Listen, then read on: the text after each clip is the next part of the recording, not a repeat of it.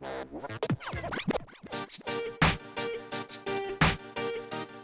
I was young, I spent a lot of time on stage, a lot of time, loving costumes, loving makeup, loving lighting.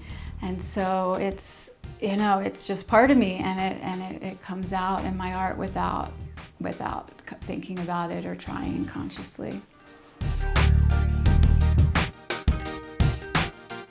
The eyes bring it to life, absolutely. I tend to start with the eyes. That also portrays the composition, so where the face is in the picture is going to dictate how much of the body I might show. Or I used to doodle faces all the time when I was younger, and it was always started with the eyes, and that's just carried through into my artwork.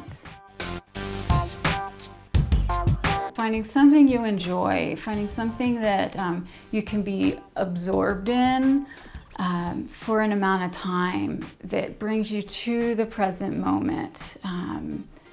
That generally isn't a very conscious thought. It's the flow of your subconscious with something that is in the present is so very healing. It's so good for us. And it doesn't have to be visual art. A lot of people find it in rock climbing is a good example. I used to be a fairly serious rock climber. And people know it when they feel it. It's you want to get back to it, and the fact that we don't tend to value that as a culture is too bad, because it tends to make people happier, healthier, and makes us feel more connected and less alone.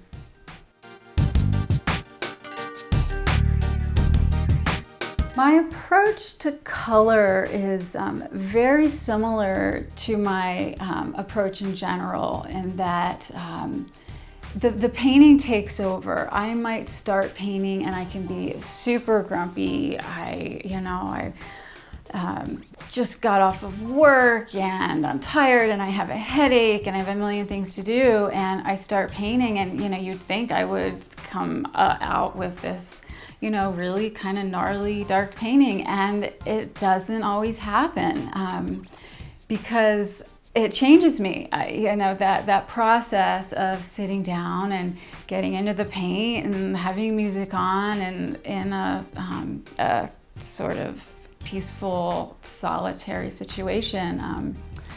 So how I describe it is it's all in there, that spectrum of emotion, from happiness to grief to depression to, excitement, inspiration. It's all always in there. And, I might have make a conscious choice to experiment with my palette. That I've been using these. I have my go-to colors, and I might have been using those a lot, and I just got a new color at the art store, and I'll kind of stay on a stint of using a certain color palette that I might have just newly discovered.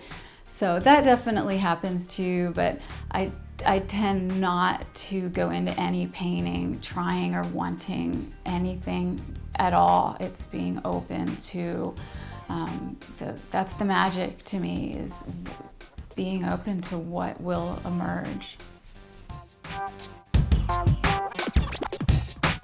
A lot of artists struggle to find their voice, and I think that I definitely found that by not, originally, this was maybe the first year and a half of painting seriously, not using references, not, taking technical classes. It was just sitting down and playing with paint and being very open to what I wanted to express. And I think that really is how I found my voice. I tend not to talk a lot or write about the feminist standpoint in my work, and it's pretty undeniable. And a lot of females, a lot of women are drawn to my work, obviously some men as well. But for me, it is my filter coming through me, But I love that it does connect with women, and that especially in the current political climate, that that art is an expression that we can use to voice our power, our strength.